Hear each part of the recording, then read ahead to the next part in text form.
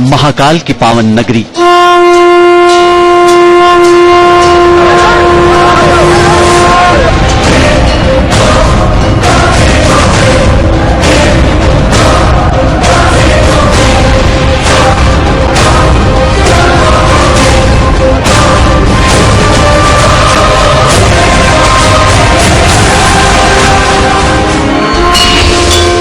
पतित पावनी शिप्रा का पावन तट, जहां उमड़ा आस्था का सैलाब।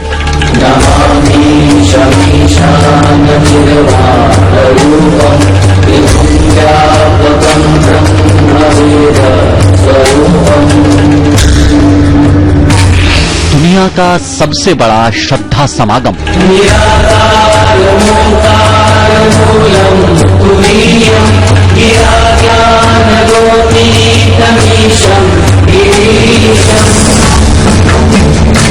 बारह सालों के बाद बना महायोग।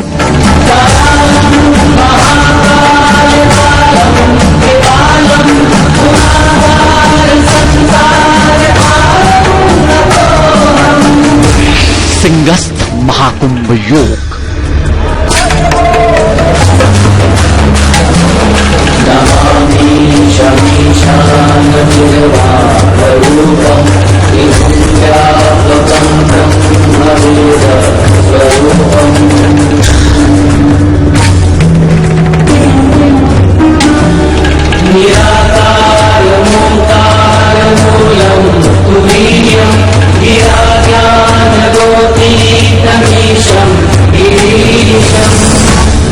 उज्जैन नगरी का महापर्व कुंभ पूरे 12 साल बाद आता है।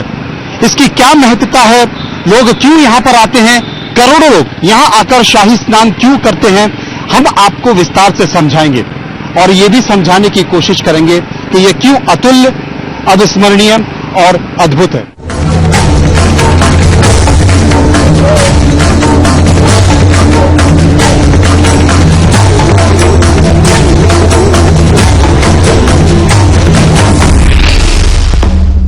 श्रद्धा, विश्वास और आस्था से सराबोर ये नजारा महाकाल की नगरी उज्जैन का है। जिधर भी निगाह जाए वहां तक बिखरी है श्रद्धा और सिर्फ श्रद्धा। अद्भुत शक्तियों से संपन्न तेजस्वी हठ योगी, नागा साधु, अखाड़ों के संत और दुनिया भर से पवित्र शिप्रा स्नान के लिए आए लाखों लाख श्रद्धालु। काल का नाश करने वाले महाकाल की नगरी धर्म ग्रंथों की उस मान्यता की साक्षी बनने जा रही हैं जो कहती हैं कि महाकुंभ अमृत वर्षा का महायोग है। पौराणिक मान्यताएं कहती हैं कि पवित्र सिंहस्थ के पुण्यकाल में न सिर्फ मनुष्य बल्कि साक्षात देवता भी पवित्र शिप्रा में स्नान के लिए देवलोक से उज्जैनी आते हैं, क्योंकि सिंहस्थ के पवित्र काल में पवित्र शिप्रा में लगाई गई श्रद्धा की एक डुबकी भी न सिर्फ जन्म जन्मांतर के पापों का नाश कर देती है बल्कि मोक्ष के द्वार खोल देती है। महाकाल की कृपा ऐसी है, चमत्कारी कृपा है, उनके दरबार में ऐसा हो रहा है। 12 साल के बाद हम लोग फिर वापस आए। के अंदर सभी जात पात से हमको मतलब नहीं, मैं हठयोगी हूँ, मगर मेरे लिए सभी एक भाई है। और सिंहस्थ महापर्व की जहाँ तक बात है तो सृष्टि की शुरुआत से लेकर के अब तक हमारे यहाँ सिंहस्थ का यह सिलसिला चलता आ रहा है। और इसमें विशेष करके प्रारंभ में धर्म के ऊपर यहाँ चिंतन होता था, सामाजिक विषयों पर चिंतन होता था। संत आपस में, क्योंकि मीडिया का ये जो जमाना है पहले नहीं था, तो आपस में एक दूसरे से संपर्क भी नहीं कर पाते थे, तो आकर के संत इस स्थान पर सामूहिक रूप से अनुष्ठान करते थे। लोक मंगल के लिए, विश्व मंगल के लिए, विश्व की भलाई की कामना करते थे। सर्वे भवन्तु सुखिनः की भावना से काम करते थे। और जो सामाजिक मुद्दे हुआ करते थे, सामाजिक जो तत्कालीन विषय हुआ करते थे, उन पर चिंतन किया करते थे, समाज को मार्गदर्शन देते थे, क्योंकि राजाओं के ऊपर महाराजा यानी संतों का ही निर्देशन चलता था।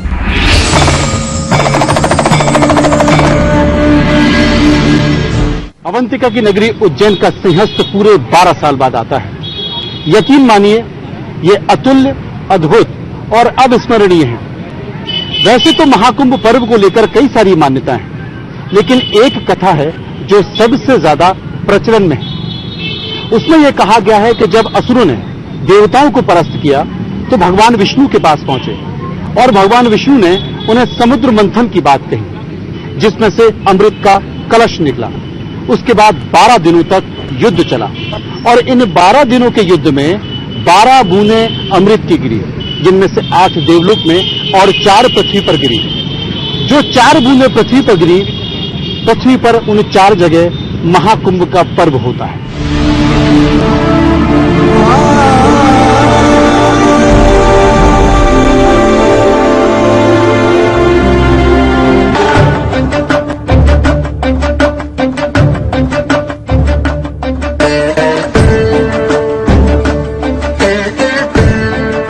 शास्त्र कहते हैं कि आदिकाल में ब्रह्मांड में मौजूद शक्तियों को हासिल करने के लिए देवता और असुरों के बीच हमेशा संघर्ष की स्थिति बनी रहती थी, जिससे बचने के लिए शक्तियों के बंटवारे को लेकर समुद्र मंथन किया गया। हर हर महादेव, हर हर महादेव, जय शंकर।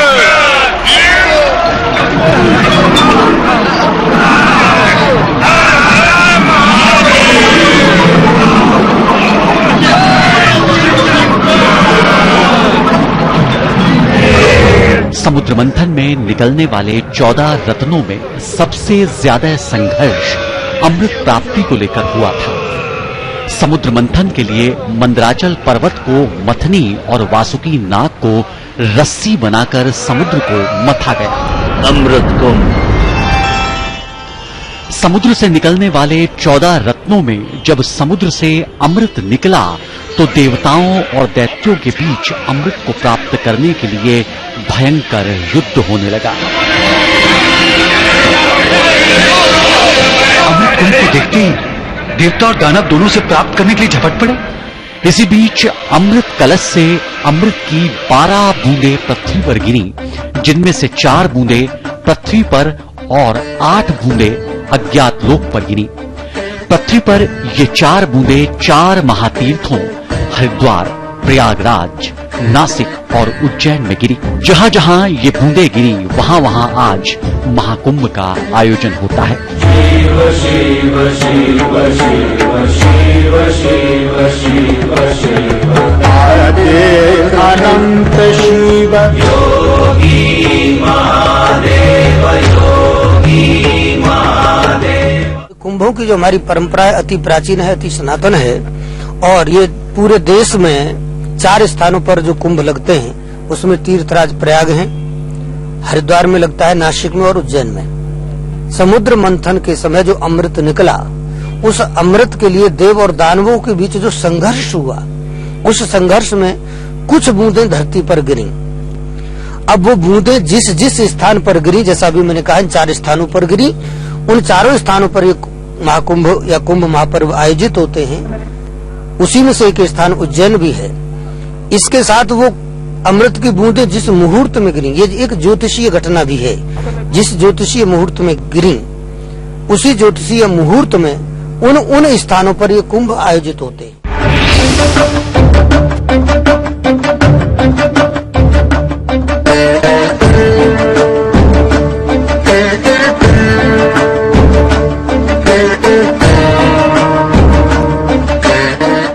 महाकुंभ योग सूर्य और गुरु की विशेष स्थिति के आधार पर बनता है। उज्जैन में महाकुंभ तब लगता है जब देवगुरु बृहस्पति सिंह राशि में और सूर्य मेष राशि में होते हैं, क्योंकि 12 सालों में एक बार ही गुरु सिंह राशि से गुजरता है। लिहाजा उज्जैन में पड़ने वाले महाकुंभ को सिंहस्थ का नाम दिया गया, क्योंकि यहाँ देवगुरु बृहस्पति सिंह राशि में विराजमान होते हैं। तब ही महातीर्थ उज्जैन में महाकुंभ का आयोजन किया जाता है।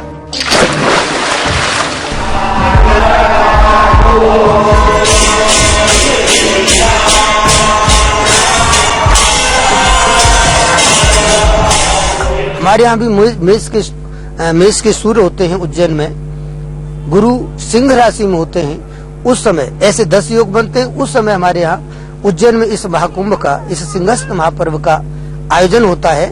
और उज्जैन की धरती इसलिए भी अति महत्वपूर्ण है क्योंकि यहाँ भूत भावन भगवान महाकाल बैठे हैं। और भूत भावन भगवान महाकाल जितने भी ज्योतिर्लिंग हैं, 12 ज्योतिर्लिंगों में इसलिए भी श्रेष्ठ हैं क्योंकि यहाँ भस्म आरती जैसी हमारे यहाँ हजारों वर्ष से ये परंपरा चली आ रही है। हमारा महानिर्वाणी अखाड़ा उस भस्म आरती का संचालन करता है, हमेशा से भस्म आरती करते चले आ रहा है। दूसरे ये जो भूमि है, ये इसका नाम है एक प्रतिकल्पा। मालवा की भूमि का नाम प्रतिकल्पा है, उज्जैन का नाम प्रतिकल्पा है। प्रतिकल्पा का अर्थ होता है कि प्रत्येक कल्प में जब जब धरती का यानी महाप्रलय होती है, इस सृष्टि का विनाश होता है, इसके बाद जब जब धरती पर जीवन की शुरुआत होती है, सृष्टि का सृजन होता है, तो ये इस स्थान से होता है, मालवा की इस भूमि से होता है। इसी के लिए इस केंद्र पर, ये पृथ्वी के केंद्र पर भूत बावन भगवान महाकाल यहाँ बैठे हैं। हमारे यहाँ अनादि कल्पेश्वर है महाकाल के जस्ट पास में। अनादि कल्पेश्वर इसीलिए है क्योंकि प्रत्येक कल्प का यहाँ से प्रारंभ होता है, तो इसलिए भी ये धरती बहुत महत्वपूर्ण है। कर्क रेखा यहाँ से गुजरती है, इसलिए भी यह उज्जैन की धरती बहुत अधिक महत्वपूर्ण है। देखिए, सिंहस्थ सूर्य राशि और गुरु राशि दोनों सिंह राशि में जा रहे हैं, इसलिए सिंहस्थ कहा जाता है इसको। तो सिंहस्थ में स्नान करने से हम लोगों की मान्यता है कि जब सिंहस्थ उज्जैन में लगता है तो 80 करोड़ देवी देवता अदृश्य रूप से यहाँ वास करते हैं। ऐसी मान्यता परंपरा है, वो तो करते भी हैं। हम लोग साधु महात्मा आकर के उनका नमन करते हैं, तप करते हैं, जप करते हैं, लोगों की सेवा करते हैं। जहाँ तक बात रही, आपने कहा कि 13 अखाड़ों की परंपराएं, तो हर अखाड़ों की परंपराएं अलग अलग होती हैं। हमारी परंपरा अलग है, उनकी परंपरा अलग है, हर के इष्ट देव अलग अलग होते हैं। इसलिए मेरा मानना है कि हर अखाड़ों की परंपराएं अलग हैं, हर अखाड़ों के नागाओं की परंपरा अलग है, साधु परंपरा अलग अलग है। लेकिन जब सिंहस्थ कुंभ लगता है तो 13 अखाड़े एक साथ होकर के अपनी पूरी सेवा पूजा करते हैं, समाज सेवा, और जो आते हैं निर्धन गरीब उनकी सेवा करते हैं।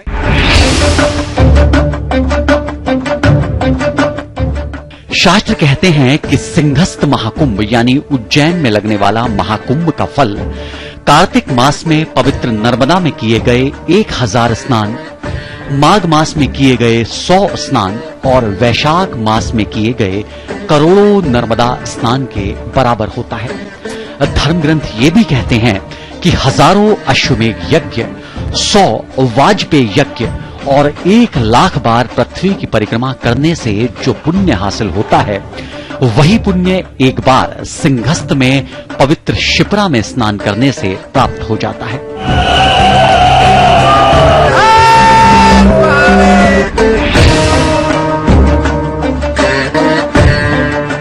शिवपुराण के मुताबिक आदिकाल में एक बार उज्जैन में भीषण अकाल पड़ा था।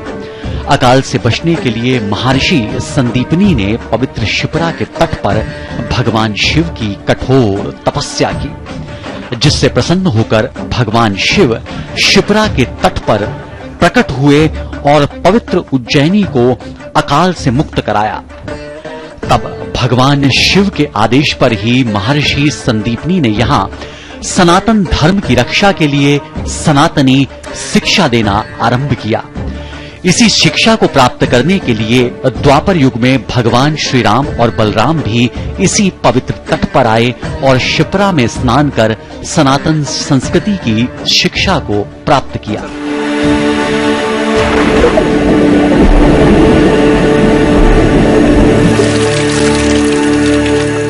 अखाड़ों का महत्व अति प्राचीन काल से है। शंकराचार्य, आदि शंकराचार्य जी के समय से हमारे अखाड़ों की जो स्थापना हुई है, तो उनका उद्देश्य ये था कि जितने भी साधु संत आया करते थे, उन सारे सभी संतों को, श्रीमंत होते थे, मंडलेश्वर महामंडलेश्वर हुआ करते थे, उन सबको स्नान कराना। पहले पुलिस की इतनी सारी व्यवस्थाएं नहीं हुआ करती थी, पुलिस प्रशासन का इतना बड़ा रोल नहीं हुआ करता था, तो आपस में अखाड़े जो है पूरा जो अनुशासन चलता था, प्रशासन चलता था, पूरा अखाड़ों का चलता था, अखाड़े ही उनको स्नान कराया करते थे। इसीलिए तब से लेकर के अब तक अखाड़ों की भूमिका चली आ रही है। अखाड़ों के मार्गदर्शन में, अखाड़ों के अनुशासन में पूरे संत पहले से स्नान करते चले आए हैं, आज भी कर रहे हैं। माना कि आजकल पुलिस प्रशासन बहुत भारी संख्या में हमारे पास उपलब्ध है, लेकिन पुलिस प्रशासन को भी मार्गदर्शन देना अपनी परंपराओं के अनुसार, अपनी नीतियों के अनुसार, अपनी संस्कृति के अनुसार, अपने सनातन धर्म के अनुसार, ये अखाड़ों की आज भी अति महत्वपूर्ण भूमिका है। साधु से कहते हैं जो दूसरों के लिए जिए उसका नाम साधु होता है। अपने घर के परिवार के लिए सभी लोग करते हैं, लेकिन साधु परंपरा में जो दूसरे के लिए जो साधु कहते हैं। इसलिए हम लोग अपना घर बार छोड़ करके दूसरे की सेवा में साधु बने हैं। तो सिंहस्थ कुंभ का पूरा जो भी यहाँ व्यवस्था है, जो भी यहाँ शासन ने दिया है, हम उससे लगभग संतुष्ट हैं।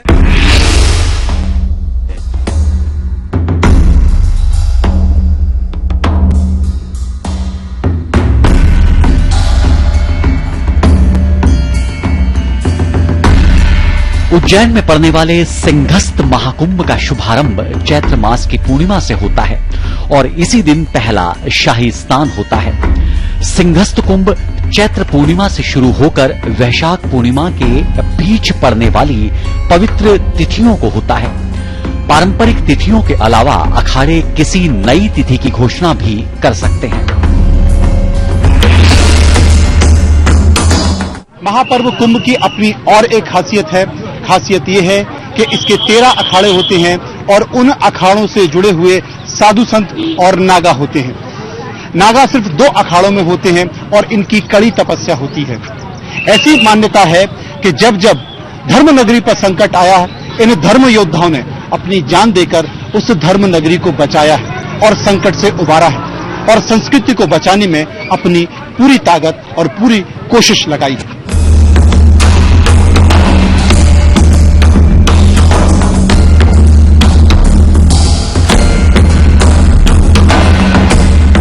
प्राचीनतम धार्मिक मान्यताओं की रक्षा करने वाले सभी 13 अखाड़ों के संत और नागा साधुओं की पेशवाई और शाही स्नान सिंहस्थ का प्रमुख आकर्षण होते हैं।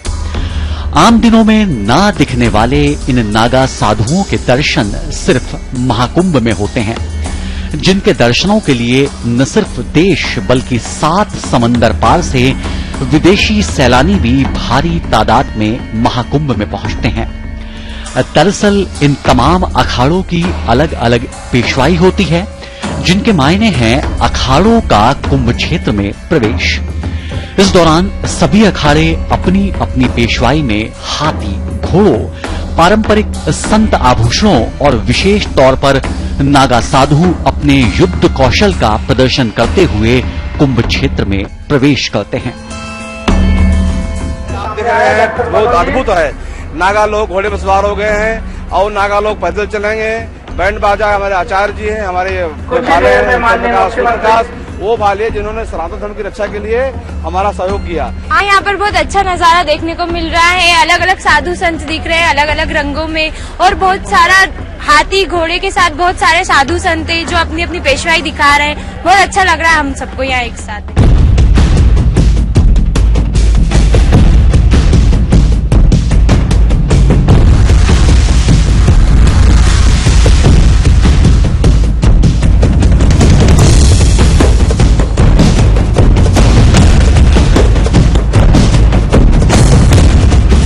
बारह सालों में आने वाला ये पवित्र ऐसा मौका होता है जहां आस्था के इतने सारे और इतने दुर्लभ रंग एक साथ देखने को मिलते हैं, जो न सिर्फ अपने आप में अनूठे, अद्भुत और अविश्वसनीय होते हैं, बल्कि इन तस्वीरों को देखकर ही आप अंदाजा लगा सकते हैं कि आखिर भारत वर्ष को क्यों दुनिया का इतिहास विश्व गुरु के नाम से जानता है।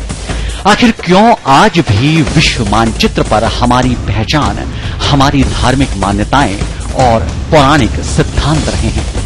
निसंदेह यदि जानना चाहते हैं, समझना चाहते हैं कि आखिर क्यों भारतीय संस्कृति को विश्व की तमाम संस्कृतियों की जननी कहा गया है, तो सिर्फ 12 साल बाद आने वाला दुनिया का सबसे बड़ा पवित्र ये पुण्यकाल ही आपको इसका एहसास करा सकता है कि आपने दुनिया की सबसे समृद्धशाली संस्कृति की भूमि पर जन्म लिया है।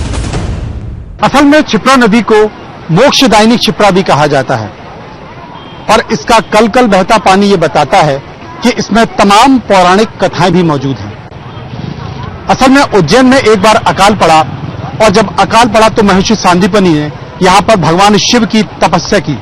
भगवान प्रसन्न हुए और उज्जैन को अकाल से मुक्त कराया। करीब 5 करोड़ लोग उज्जैन में आकर कुंभ पर्व मना रहे हैं और इसी क्षिप्रा नदी में जब स्नान करेंगे तो उन्हें मोक्ष की प्राप्ति हो जाती है। हमारा धर्म और हमारा विज्ञान और हमारा शास्त्र ही कहता है कि वसुधैव कुटुंबकम, और शायद यही कारण है कि भारत हमेशा विश्व गुरु के तौर पर जाना जाता है और हमेशा माना जाता भी रहेगा। इस समय उज्जैन से मनोज मनु।